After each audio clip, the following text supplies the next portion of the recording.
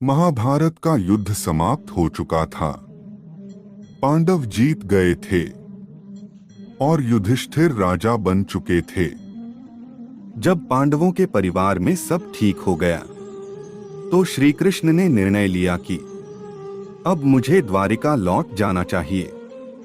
श्री कृष्ण ने पांडवों को ये बात बताई तो सभी दुखी हो गए, लेकिन श्री कृष्ण द्वारिका लौटने का निर्णय ले चुके थे। सारी तैयारियां हो गईं। श्री कृष्ण रथ पर चढ़े और आगे बढ़ने लगे। उस समय कुंती उनके सामने खड़ी हो गईं। श्री कृष्ण अपनी बुआ यानी कुंती को देखकर रुके और रथ से उतरकर उनके पास पहुंचे।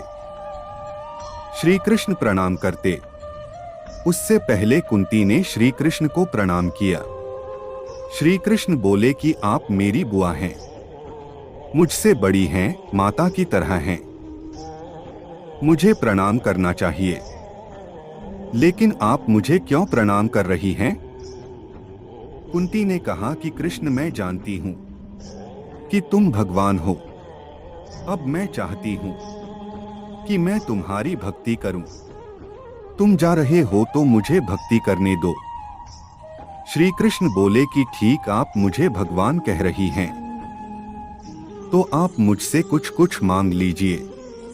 कुंती ने कहा कि मुझे तुम वरदान में दुख दे दो।